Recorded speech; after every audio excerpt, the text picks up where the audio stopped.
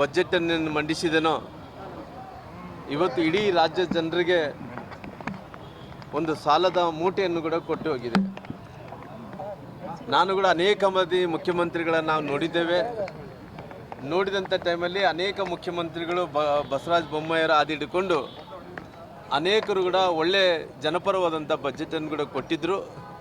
ಈ ಮುಖ್ಯಮಂತ್ರಿಗಳು ಸಾಲವನ್ನು ಕೂಡ ಜಾಸ್ತಿ ಮಾಡಿದ್ದಾನೆ. ಎಷ್ಟು ಸಾಲ ಮಾಡಿದ್ದಾನೆಂದರೆ ಯಾರು ನಾಳೆ ಹುಟ್ಟಂಥ ಮಕ್ಕಳ ಮೇಲೆ ಕೂಡ ಸಾಲವನ್ನು ಕೂಡ ಜಾಸ್ತಿ ಮಾಡೋಂಥ ಕೆಲಸ ಮಾಡಿದ್ದಾನೆ. ಅಷ್ಟು ಸಾಲವನ್ನು ಕೂಡ ಮಾಡಿದ್ದಾರೆ. ಸುಮಾರಾಗಿ ಹತ್ತತ್ರ 50,000ಕ್ಕೂ ಹೆಚ್ಚು ಇವತ್ತು ಸಾಲದ ಬಡ್ಡಿಯನ್ನು ಕಟ್ಟುವಂಥ ಕೆಲಸ ಮಾಡ್ತಾ 50,000 ಕೋಟಿಗೂ ಹೆಚ್ಚು ಜಾಸ್ತಿ ಆಗಿ ಸಾಲದ ಬಡ್ಡಿಯನ್ನು ಕಟ್ಟುವಂಥ ಕೆಲಸ ಮಾಡ್ತಾ ಇದ್ದಾರೆ.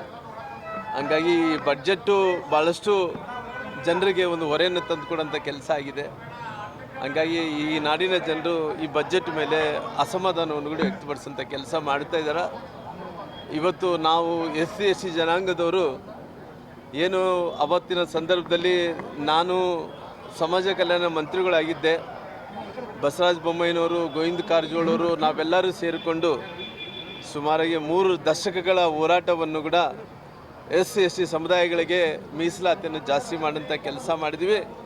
50% ಇದ್ದಂಥ ಮೀಸಲಾತಿಯನ್ನು 56% ಮೀಸಲಾತಿಯನ್ನು ಮಾಡೋಂಥ ಕೆಲಸ ಮಾಡಿದ್ವಿ. ಈ ಸರ್ಕಾರ ಅಧಿಕಾರಕ್ಕೆ ಬಂದ ನಂತರ ಇವತ್ತು 50% ಒಳಗಡೆ ಮೀಸಲಾತಿ ಕೊಡೋಂಥ ಕೆಲಸ ಆಗ್ತಾಯಿದೆ.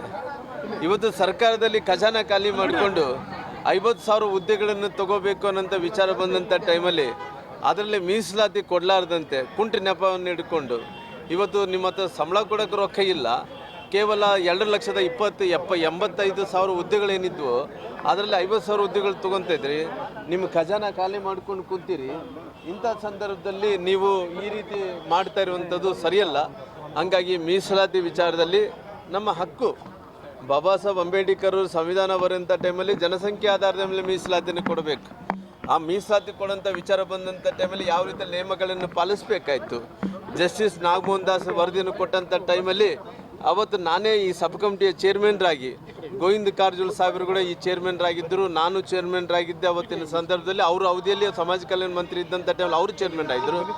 ನನ್ನ ಅವಧಿಯಲ್ಲಿ ಕೂಡ ನಾನು ಚೇರ್ಮನ್ರಾಗಿದ್ದೆ. ನನ್ನ ಸೋದರರಾದ ಶಿವನಗೌಡರ ನಾಯಕರು ಎಲ್ಲರೂ ಕೂಡ ಸೇರಿಕೊಂಡು ನಾಗಮೋಹನ್ ದಾಸಿಯವರ ವರದಿಯನ್ನು ಯಥಾಸ್ಥಿತಿಯಲ್ಲಿ ಕೂಡ ಸ್ವೀಕಾರವನ್ನು ಮಾಡಿಕೊಂಡು ಕ್ಯಾಬಿನೆಟ್ಗೆ ತೊಗೊಂಡೋಗಿ ಚರ್ಚೆ ಮಾಡಿ, ಆ ಚರ್ಚೆ ಆದ ನಂತರ ಸರ್ವಪಕ್ಷಗಳು ಕರೆದು ಎಲ್ಲರೂ ಕೂಡ ಸಿದ್ದರಾಮಯ್ಯರು, DK ಶಿವಕುಮಾರ್ ಅವರು, ಕುಮಾರಸ್ವಾಮಿಯವರು, ನಮ್ಮ ಯಡಿಯೂರಪ್ಪನವರು, ಬೊಮ್ಮಾಯಿನವರು, ನಮ್ಮ ಶಿವನಗೌಡರ ನಾಯಕರು, ನಂತರ ನಮ್ಮ ಗೋವಿಂದ ಕಾರಜೋಳ ಎಲ್ಲರೂ ಕೂಡ ಸೇರಿ ಮೀಸಲಾತಿ ಜಾಸ್ತಿ ಮಾಡಿದ ನಂತರ ಈ ಮೀಸಲಾತಿ ಕಸ್ಕೊಳ್ಳೋಂಥ ಏನು ಕೆಲಸ ಮಾಡ್ತಾ ಇದ್ದಾರೋ ಇದು ದಲಿತರ ವಿರೋಧಿ ಸರ್ಕಾರ ಅನ್ನೋಂಥ ಮಾತನ್ನು ಹೇಳಬೇಕಾಗುತ್ತೆ. ಅದಕ್ಕೋಸ್ಕರವಾಗಿ ಉಗ್ರವಾದಂಥ ಹೋರಾಟವನ್ನು ಮಾಡಬೇಕನ್ನೋಂಥ ಕಾರಣದಿಂದ ಇವತ್ತು ಎಲ್ಲರೂ ಕೂಡ ಸೇರಿದ್ದೀವಿ. ಒಂದು ಅಂತಿಮವಾದಂಥ ನಿರ್ಧಾರವನ್ನು ತೊಗೊಂಡು ಮತ್ತೆ ಪುನಃ ತಿಳಿಸುವಂಥ ಕೆಲಸ ಮಾಡ್ತೀನಿ. ಅವರು ಬಹುಶಃ ಈ ಬಜೆಟನ್ನು ನೋಡಿದ ನಂತರ ಎಷ್ಟು ಸಾಲ ಮಾಡಿದ್ದೇನೆಂದ್ರಿಗಿನ ಸಿದ್ದರಾಮಯ್ಯನವರು ಹತ್ತತ್ರ 4 ಲಕ್ಷಕ್ಕೂ ಹೆಚ್ಚು ಸಾಲವನ್ನು ಕೂಡ ಮಾಡಿದ್ದಾರೆ. ಹುಟ್ಟಂಥ ಮಕ್ಕಳ ಮೇಲೆ ಕೂಡ ಇವತ್ತು ಸಾಲದ ಹೊರೆ ಹೊರಿಸಿ ಕುಂತಾನ. ಈ ಬಜೆಟನ್ನು ನೋಡಿದ ನಂತರ ಶಿವಕುಮಾರ್ ಅವರು ಮುಖ್ಯಮಂತ್ರಿ ಆಗಲ್ಲ ಅಂತ ತಿಳ್ಕೊಂಡಿದ್ದೀನಿ. ಇಷ್ಟೊಂದು ಸಾಲ ಮಾಡಿದ ನಂತರ ಈ ರಾಜ್ಯ ದಿವಾಳಿ ಆದಂಥ ಟೈಮಲ್ಲಿ ಅವ್ನು ಮುಖ್ಯಮಂತ್ರಿಯಾಗಿ ಏನು ಮಾಡ್ತಾನೆ? ಬಹುಶಃ ನನಗೆ ಗೊತ್ತಿರೋಂಥ ಪ್ರಕಾರ ಶಿವಕುಮಾರ್ ಅವರು ಮುಖ್ಯಮಂತ್ರಿ ಸ್ಥಾನದಿಂದ ಹಿಂದಕ್ಕೆ ಸರಿತಾರೆ.